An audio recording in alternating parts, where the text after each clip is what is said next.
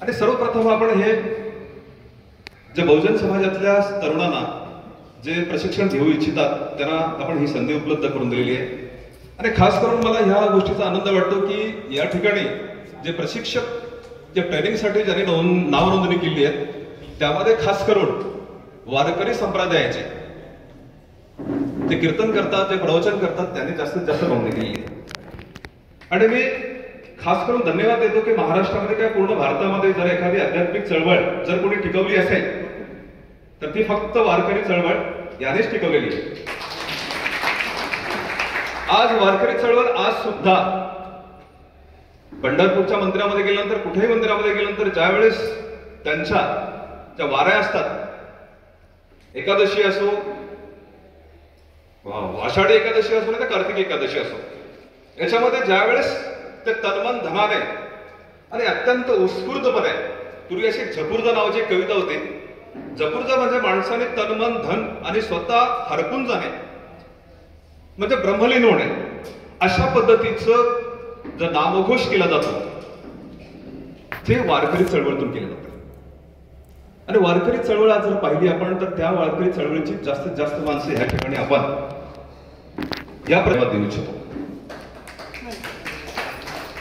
या चळवळीमध्ये सर्वात महत्वाचं सांगायचं म्हणजे जेवढे आपले संत महात्मे होऊन गेले, संत तुकोबा असेल, चोखोबा असेल, एकनाथ असतील, संत एकनाथ असतील, ज्ञानेश्वर माऊली असतील, यांनी सातत्याने हे कर्मकांड, अंधश्रद्धा ही नाकारलेली आहे.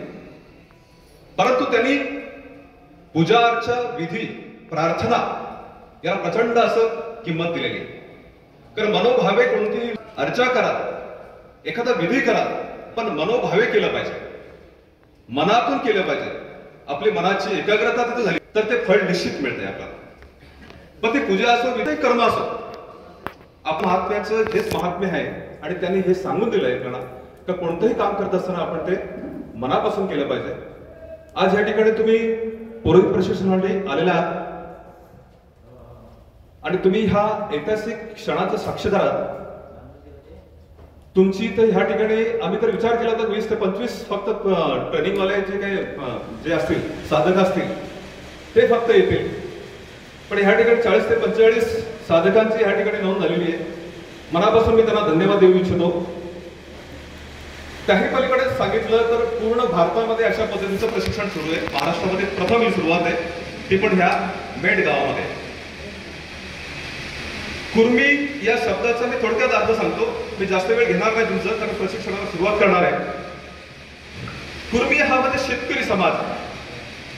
तो इतर राज्यामध्ये त्याला काही ठिकाणी कुर्मी म्हटलं जाते, काही ठिकाणी कुणबी म्हटलं जाते, काही ठिकाणी मराठा म्हटलं जाते. पाटील, पटेल, पाटीदार, कलबी, कुलमी, कलमे, कुडंबर, कुडंबर, कुर्मी, कुडमी, कलबी, अशा पद्धतीची नावं त्या त्या राज्यामध्ये भाषेनुसार आपापसात टाकलेली असतात. हे सगळे आपण एकच आहोत. पण जेव्हा राष्ट्रीय लेवलला आपण एकत्र होतो त्यावेळेस आपल्या स्थानिक संघटना ज्या असतात, तालुका जिल्हा लेवलला आपण कुणबी समाजाच्या संघटना किंवा मराठा समाज संघटना किंवा शेतकरी समाजाच्या संघटना, त्या आपण पण विचार केला पाहिजे की संपूर्ण भारतामध्ये जर भारत माझा देश आहे तर भारतामध्ये आपले बांधव कुठे आहेत आणि ते कोणत्या नावाने ओळखले जातात, कोणत्या समाज संघटनेच्या वतीने ते एकत्र आहेत याची जाणीव सुद्धा आपल्याला झाली पाहिजे. म्हणून ही एक संघटन आहे, अखिल भारतीय कुर्मी क्षत्रिय महासभा. 130 वर्षापूर्वी लखनौमध्ये आपल्या समाजाच्या एका व्यक्तीने त्याची संघटना स्थापन केली. आज 130 वर्ष कंप्लीट झाली. 1894 ला त्याचं रजिस्ट्रेशन झालं आणि त्यानंतर हे संघटन पूर्ण भारतामध्ये वाढलं. या संघटनेचे आतापर्यंत महाराष्ट्रातील, मी भारतातले सांगणार नाही, महाराष्ट्रामध्ये डॉक्टर पंजाबराव देशमुख, त्यांची मिसेस विमलाताई देशमुख, या राज्याचे मुख्यमंत्री होते वसंतदादा पाटील, नरेंद्र तिडके आणि राजश्री शाहू महाराज. एवढ्या मोठ्या व्यक्तीने महाराष्ट्रामध्ये या सामाजिक संघटनेचे राष्ट्रीय लेवलला त्यांचं अध्यक्षपद भूषवलं आहे. अजून एक सांगायचा विषय म्हणजे राजश्री शाहू महाराज हे राजश्री हा जो किताब आहे तो या संघटनेने दिलेला आहे. एप्रिल 1919 ला लखनौ येथे शाहू महाराजांना बोलवलं आणि तिथे त्यांना हा किताब दिलेला आहे. ही पदवी त्यांना बहाल केली आहे. राजश्री हा किती पदवी त्यांना बहाल केली. फार मोठं संघटन आहे. आज तुम्ही ह्या महिनाभराच्या टीव्हीवरच्या चॅनलमध्ये आपण पाहता कुणबी हा शब्द जो आहे हा सगळ्यांच्या समोर आलेला आहे. प्रत्येक जण म्हणतो की मला कुणबी समाजाचा दाखला मिळाला पाहिजे, कुणबी सर्टिफिकेट मिळाला पाहिजे. याचं कारण असं आहे का महाराष्ट्रामध्ये मराठा ही लढाऊ जमात, त्याच्यामध्ये सगळ्या जाती धर्माचे सगळे लोक आले. मराठी एक कौम आहे, ती जात नाही. पण आता हे सगळ्यांनी सिद्ध केलंय. 1979च्या अगोदरच्या जेवढ्या पुरावे मिळाले त्याच्यामध्ये सर्वांना मी जे गॅजेट असेल, हैदराबाद गॅजेट असेल, इतर कोणते गॅजेट असेल, निजामाचं गॅजेट असेल, सातारा गॅजेट असेल, औरंगाबाद गॅजेट असेल, या सगळ्यामध्ये त्याची माहिती नव्हते विषय केली आहे. त्यामुळे तो विषय राहिला नाही. कुणबी म्हणजे शेतकऱ्यांचं एक संघटन आहे जो शेतीशी निष्ठ आहे, शेतीशी एकनिष्ठ आहे, तो कुणबी. आज आपण पाहतो की सर्वात महत्वाचं म्हणजे पुरोहित प्रशिक्षण. आपण ज्यावेळेस पुरोहित प्रशिक्षण ह्या ठिकाणी देणार आहोत त्यावेळेस पुरोहित प्रशिक्षणाच्या वेळेस आपल्याला जी ट्रेनिंग दिली जाईल त्यामध्ये होम हवन असेल, जन्मापासून मृत्यूपर्यंतचे जेवढे विधी असतील ते विधीची पूर्ण कल्पना, पूर्ण माहिती आणि प्रॅक्टिकल नॉलेज, प्रात्यक्षिक कशी केली जातील याची संबंधित माहिती सगळी पूर्ण इथे दिली जाईल. या 7 दिवसामध्ये परिपूर्ण तुम्हाला तशा जेवढ्या शंका असतील तेवढ्या तुम्ही शंका विचारू शकता. त्यांना हिंदीमध्ये, हिंदीत आपल्या सर्वांना समस्या सगळ्यांना येते, ते हिंदीमध्ये माहिती देतील. त्याचबरोबर आपली काय जी मंडळी आहेत ती पण मराठीमधून तुम्हाला माहिती देतील. आणि पूर्ण जे येते या कर्म कांड जे काही असतील त्याच्यामध्ये आपण अंधश्रद्धेला 100% फाटा देणार आहे. आणि हे सगळं पूजाविधी किंवा कार्यक्रम करत असताना आपण एक सर्वात महत्वाचं आहे की आपल्याला वैज्ञानिक दृष्टिकोन डोळ्यासमोर ठेवून द्यायचे. कारण तुम्ही पुरोहित आहात, तुमच्याकडे पाहण्याचा दृष्टिकोन समाजाचा असा बदलणार आहे. एखाद्या कलेक्टरकडे तो आदराने पाहू शकत नाही एवढा तुमच्याकडे पाहणार आहे एखादी समाजातली व्यक्ती. पण तुम्ही कोणीही व्यक्ती समोर जा त्यावेळेस तुमची एक इमेज, तुमचा एक आदर्श समाजासमोर असा वेगळा होणार आहे. मी तुम्हाला एक उदाहरण सांगतो की एखादा कोणताही शासकीय अधिकारी असो, IAS अधिकारी असो, तो त्याच्या आयुष्यापुरता तो IAS अधिकारी बनू शकतो. पण त्याच्या पूर्ण कुटुंबाला, त्याच्या फॅमिलीला, त्याच्या समाजाला तो आदर्श देऊ शकत नाही. तो पोलीस डिपार्टमेंटचा असो, कोणत्याही डिपार्टमेंटचा असो. पण पुरोहित असा एक विषय का जो 5000 वर्षापासून आपल्या डोक्यामध्ये, 5000 वर्षापासून आपल्या डोक्यावर त्यांनी आपलं अधिराज्य गाजवलेलं आहे. आणि त्या पुरोहितसाठी आपण सातत्याने धडपडतो, आपण तिथं जाऊ शकत नव्हतो. पुरोहित म्हणजे त्याचा आदर्श, तो समाजामध्ये आदर्श असा निर्माण होतो व त्याच्या पिढ्याने पिढ्या त्यामध्ये उतरून जातात. कारण त्याचं राहणं, चालणं, बोलणं, वागणं हे त्याला बाउंड करत असेल, त्याला बंदिस्त करत असते. कारण त्या पुरोहितांनी प्रशिक्षण घेतलेलं असतं.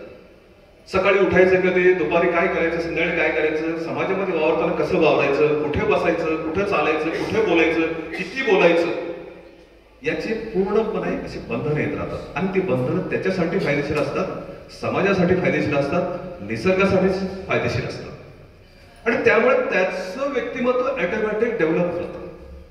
आणि ते स्वतःसाठी डेव्हलप नाही होत, तर त्याच्या पूर्ण कुटुंबासाठी, त्याच्या समाजासाठी ते डेव्हलप होत जातात. आणि याचा फायदा त्याच्या पिढ्यानपिढ्या, सगळ्या पिढ्यांना त्याचा फायदा होतो. कारण त्या घरामध्ये कदापि कधीही कोणी विश्रांती होणार नसतो. चांगले आचार विचार त्यामध्ये येत असतात. आणि आचार विचाराने तो माणूस बनत असतो, घडत असतो. आणि विचार कोणते असतात, ते सगळे पॉझिटिव्ह विचार असतात, धार्मिक विचार असतात, चांगले विचार असतात. त्याचे निसर्गाचं पूजन आपण करतो. धर्म म्हणजे काय, तर निसर्गाच्या नियमाच्या विरोधात न जाणे म्हणजे धर्म.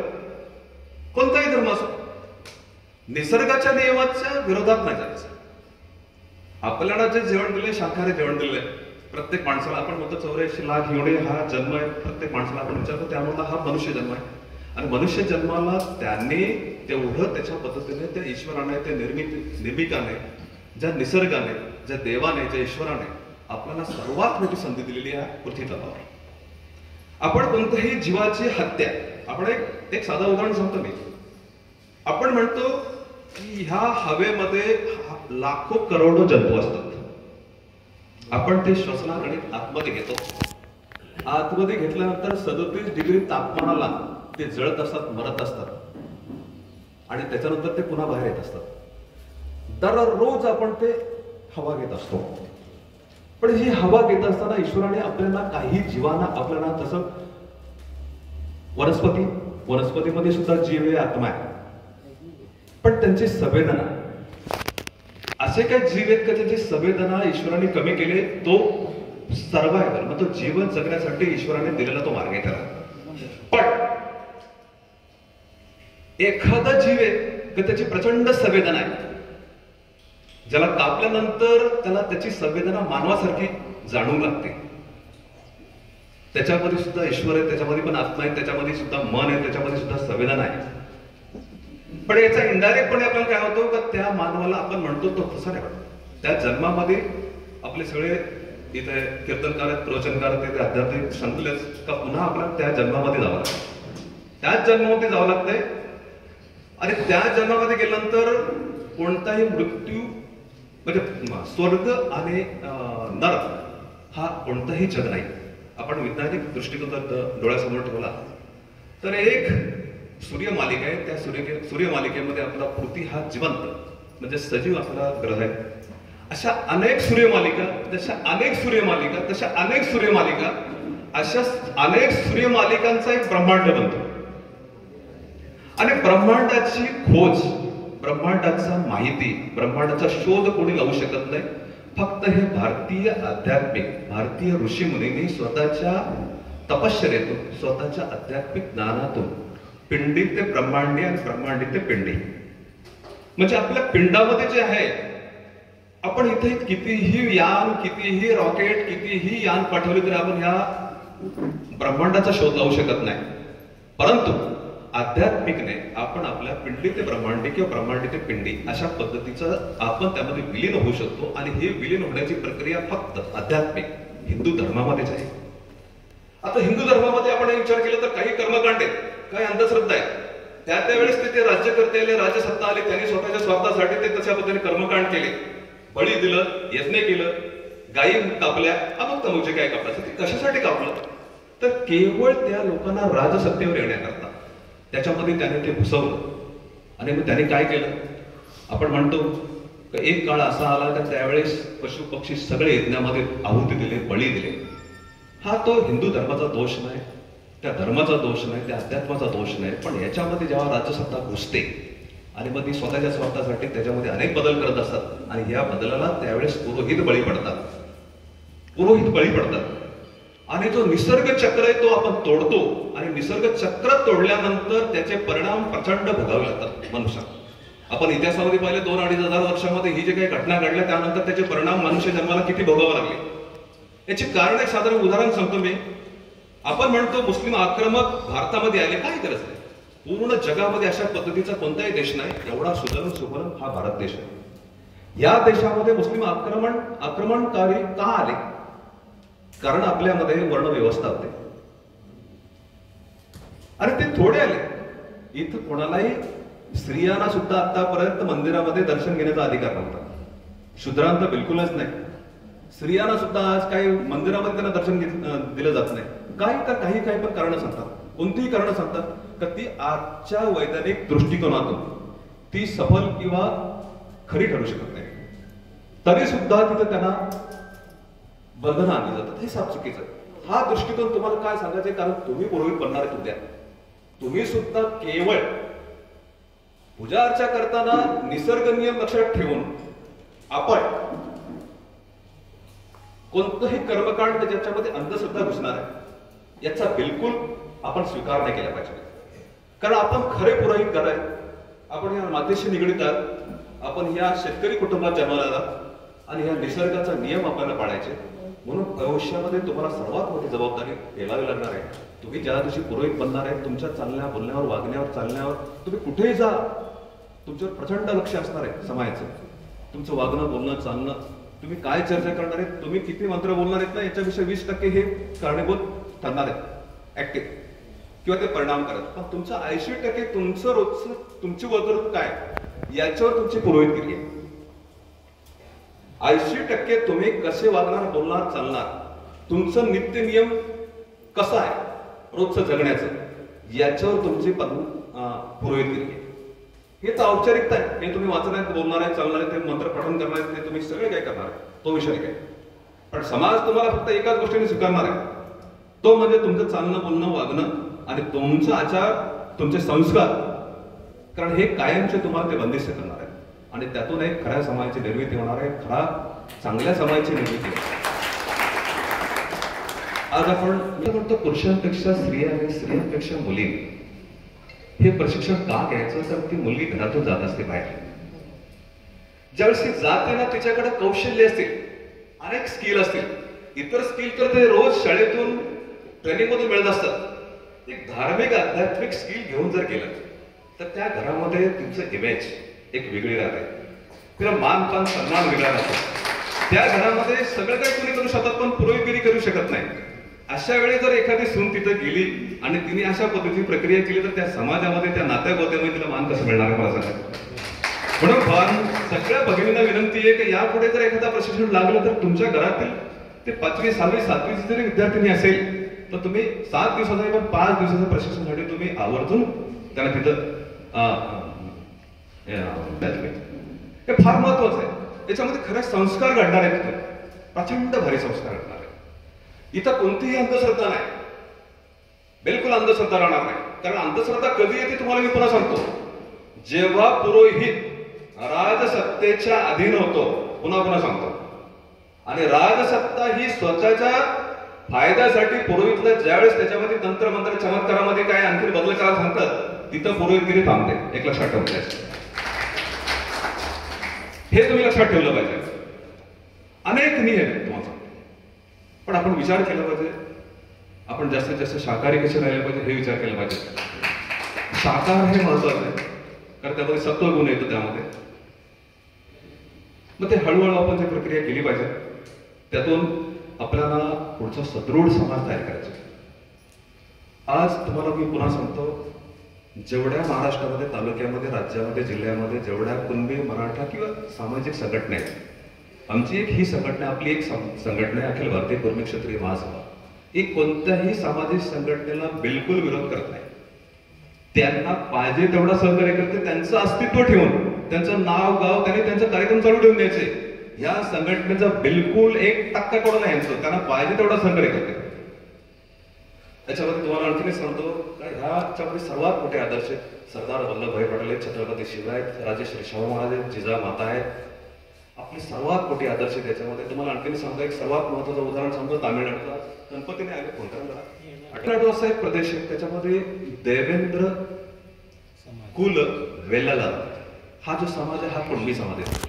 देवेंद्र म्हणजे इंद्र, आणि ते लोक वर्षातून 2 वेळा पूजा करतात देवेंद्राची. देवेंद्र म्हणजे पाऊस आपण म्हणतो, इंद्र म्हणजे पावसाची देवता आहे. पावसाची देवता म्हणजे इंद्र आहे, वरुण राजा. आणि मग पावसाची पूजा कोण करणार? शेतकरी. मग तिथला शेतकरी जो कुल आहे म्हणजे कुणबी, पुन्हा कुल वेल्लाला असा जो समाज आहे तो तिथं 2 वेळा भातशेती करतो. कारण 2 वेळा तिथं पाऊस पडतो. आता पाऊस असेल, एक अगोदर त्याची भातशेती झाली, आता पुन्हा ते लागवड करणार. एकमेव राज्य असेल. याच्यामध्ये सर्वात महत्वाचा विषय का, जेवढा इथे काही इतिहासाचे काही अभ्यासक असतात, चोल राजा होता, राजराजन चोल, राजेंद्र सेकंड चोल, पल्लव राजे, चेर राजे, जे साऊथ इंडियामध्ये त्यांनी पहिली 1000 वर्षापूर्वी ग्रामपंचायत अस्तित्वात आणली. तर ज्याच्यामध्ये ग्रामसभा भरून ग्रामच्या लोकांना तो अधिकार दिला. आजची जी ग्रामसभा आहे ना, ती चोल, चेर आणि पल्लव राजांच्या काळामध्ये. हे तिन्ही राजे कुणबी होते, तिन्ही राजे. त्यामध्ये चोल राजा जो आहे राजेंद्र, राजेंद्र आणि राजेंद्र चोल, या दोघांनी अर्ध्या भारतावर आणि कंबोडिया पासून तर पार ऑस्ट्रेलियापर्यंत त्याने धडक मारली होती. 1000 वर्षापूर्वी त्याने राज्य केलं, 250 ते 300 वर्ष राज्य केलं. आणि आज जे मदुराई असतील, तिथं तंजावरचे मंदिर असतील, याच्यामध्ये पूर्ण कुणबी समाजाचं व्यवस्थापन आहे. आज बालाजी मंदिर जरी ते त्यांच्याकडे असेल तर आजूबाजूचं सगळं जे व्यवस्थापन आहे ते कुणबी समाजाकडे असेल. म्हणजे अशा पद्धतीचा पूर्ण भारतामध्ये हा पसरलेला समाज, त्या समाजाच्या ह्या संघटनेमध्ये आपल्याला सर्वांना सहभागी व्हायचे. आज उद्या आपण ह्याच्यामध्ये सहभागी होऊ. याच्या अनेक विंग्स आहेत. महिला महासभा